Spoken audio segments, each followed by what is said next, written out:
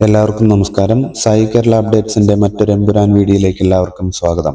മോഹൻലാൽ കേന്ദ്ര കഥാപാത്രമായുള്ള പൃഥ്വിരാജ് സിനിമയായ എമ്പുരാൻ വിവാദങ്ങളിലൂടെ കടന്നു പോകുന്നവരും നമുക്കെല്ലാവർക്കും അറിയാമല്ലോ. ഈ സിനിമയിലെ ചില പരാമർശങ്ങൾ നിലവിലെ ഇന്ത്യൻ രാഷ്ട്രീയ ഭരണകൂടത്തെ തെറ്റായി ചിത്രീകരിക്കുന്നു എന്നതാണ് നിലവിലെ ചർച്ചയ്ക്ക് വഴിതെളിച്ചത്. പ്രധാനമന്ത്രി നരേന്ദ്രമോദിയും അമിത് ഷായും വിമർശിക്കപ്പെട്ടു എന്നതാണ് ഇതിലെ പ്രധാന വിഷയം. ചിലരൊക്കെ ഈ സിനിമയെ പരസ്യമായി ബഹിഷ്കരിക്കുന്നതും നാം കണ്ടു.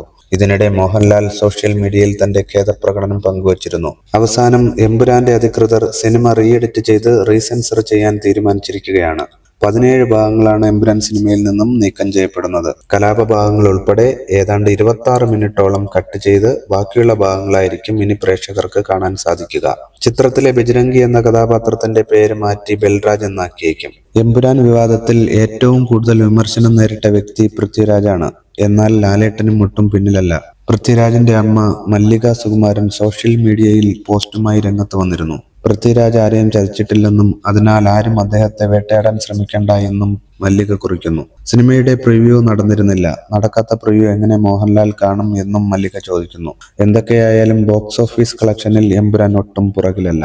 എമ്പുരാന്റെ world wide box office collection 170 കോടിയാണ്. ഓവർസീസിൽ നിന്ന് മാത്രം $10 മില്യൺ, അതായത് 86 കോടി രൂപയാണ് എമ്പുരാന് ലഭിച്ചത്. ലൂസിഫർ ആയിരുന്നു 50 കോടിക്ക് മുകളിലെത്തുന്ന ആദ്യ മലയാള സിനിമ. എന്നാൽ എമ്പുരാൻ 100 കോടിയിലേക്ക് എത്തുകയാണ്, അതും 4-5 ദിവസങ്ങൾ കൊണ്ട്. വിവാദങ്ങൾക്ക് ശേഷം 90% ഓക്കുപ്പൻസിയാണ് എമ്പുരാനുള്ളത്. ഇന്നത്തെ ദിവസം, അതായത് തിങ്കളാഴ്ചയോടുകൂടി എമ്പുരാൻ 200 കോടിക്ക് മുകളിൽ ബോക്സ് ഓഫീസ് കളക്ഷൻ എത്തുന്നു എന്ന വിവരവും അവസാനമായി കടന്നു വരുന്നുണ്ട്.